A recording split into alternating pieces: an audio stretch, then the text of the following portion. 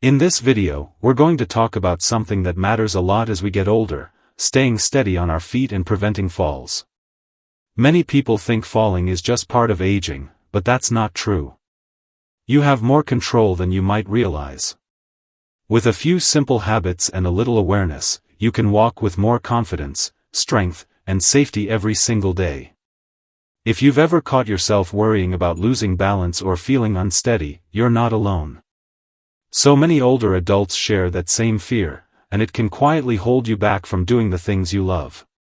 Maybe you've stopped walking outside as much, or you move slower around the house because you're worried about tripping. But the truth is, small steps can make a big difference. Before we begin, I'd love to know, where are you watching from?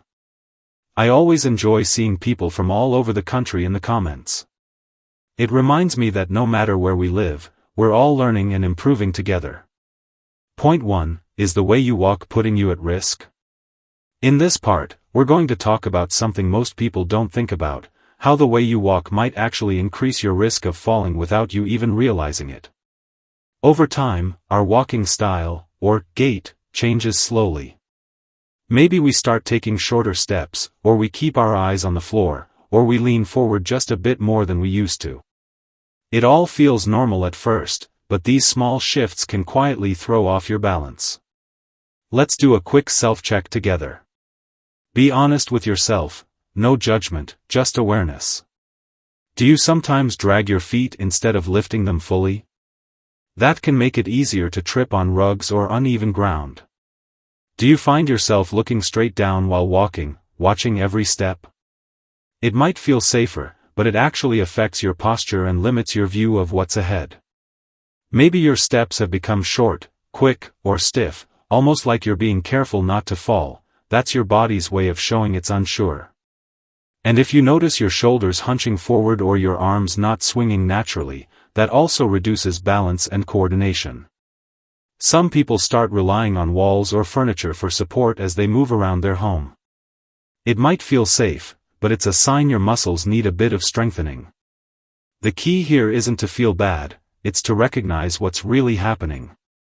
Once you're aware, you can make gentle changes that bring your balance back.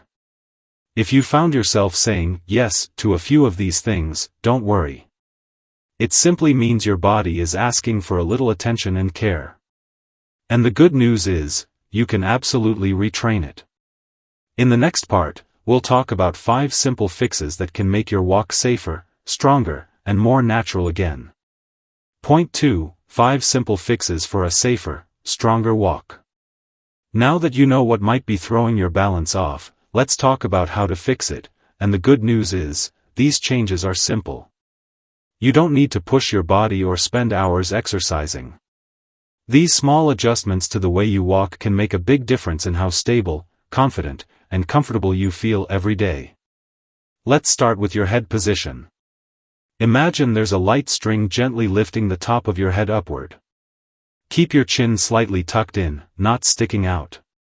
This lines up your neck and spine the way they're meant to be, helping your whole body stay balanced. When your head leans forward, even a little, it can throw your weight off and put strain on your back and knees. Next is your shoulders. Try to relax them. Let them fall naturally away from your ears, and open your chest just a little. This not only helps you breathe better, but it also lets your arms swing freely, and that arm movement actually plays a big role in your balance. Now let's talk about your arms. As you walk, your arms should swing naturally in the opposite direction of your legs. When your left leg moves forward, your right arm does too. This creates rhythm and stability, keeping your whole body in sync. Fourth is foot placement. Try to walk heel to toe, your heel touches down first, then you roll through the middle of your foot, and finally push off with your toes. It helps you use all your leg muscles evenly and keeps your steps smooth. And finally, your eyes. Look forward, not down. Keep your gaze focused on where you're heading, not your feet. This simple shift improves posture, awareness, and confidence. These 5 little habits can completely change how walking feels, steadier, lighter, and more natural. Practice them daily for just a few minutes, and soon your body will remember what balanced really feels like. Point 3. 5 easy exercises to help you walk better and stay steady.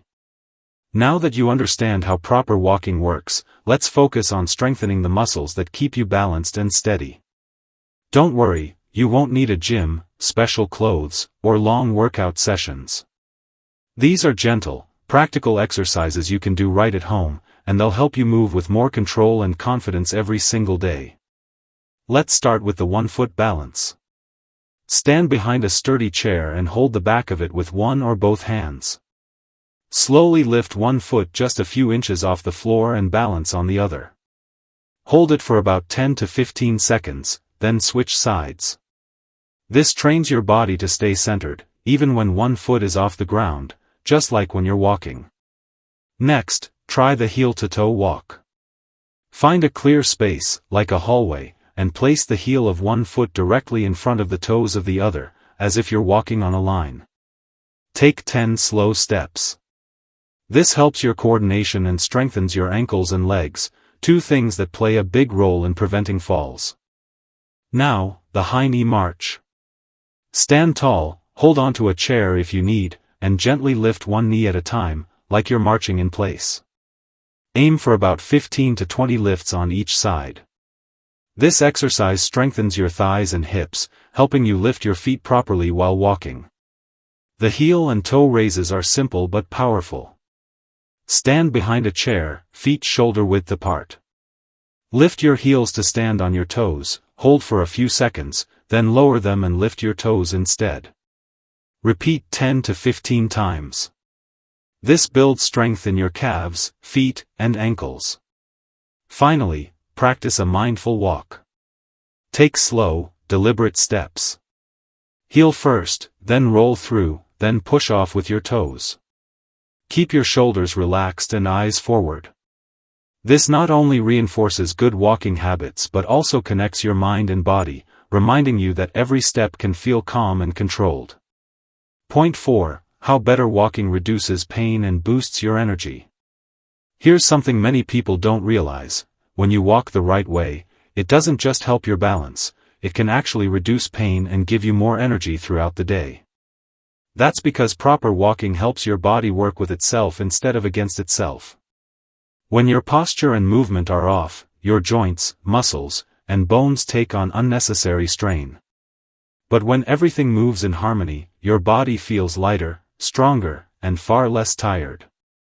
Think about your knees and hips, for example. If your steps are too short or your posture is bent forward, your joints end up doing most of the work instead of your muscles. That constant pressure can lead to soreness or stiffness.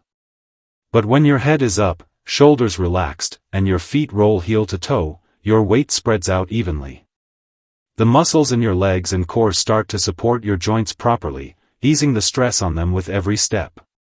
Better walking form also improves your circulation. When your body moves in a smooth, natural rhythm, your blood flows more efficiently. That means more oxygen reaches your muscles, and in turn, you feel more awake and energetic. Many older adults who begin walking with better posture say they notice less fatigue after doing everyday tasks, whether it's shopping, gardening, or walking around the house. And here's another bonus: when your body feels aligned, your breathing improves too. You're no longer hunched over or tightening your chest. Your lungs can expand fully, bringing in more oxygen, and that naturally boosts your energy levels. So remember, walking correctly isn't just about preventing falls. It's also about bringing comfort back into your body, less pain, better balance, and more freedom to enjoy the things you love without feeling worn out. Point 5. Don't let these 3 myths hold you back.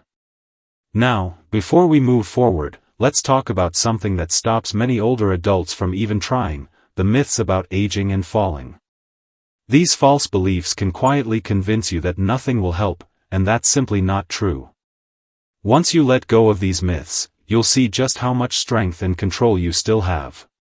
The first myth is, "I'm too old to improve." This one keeps so many people stuck. You might think your body can't get stronger or more stable anymore, but science says otherwise. Your muscles and balance systems can adapt at any age. It may take a little longer than when you were younger, but progress is still absolutely possible. Even a few minutes of gentle movement every day can bring noticeable results in just a few weeks. The second myth is, using a cane means I've failed. This couldn't be further from the truth. Using a cane, walker, or any other assistive tool doesn't mean you've given up, it means you're being smart about your safety. Think of it as giving your body a helping hand while you rebuild your strength and confidence. In fact, many people find that once they start doing balance exercises regularly, they rely less on their cane or use it only in specific situations, like walking on uneven ground.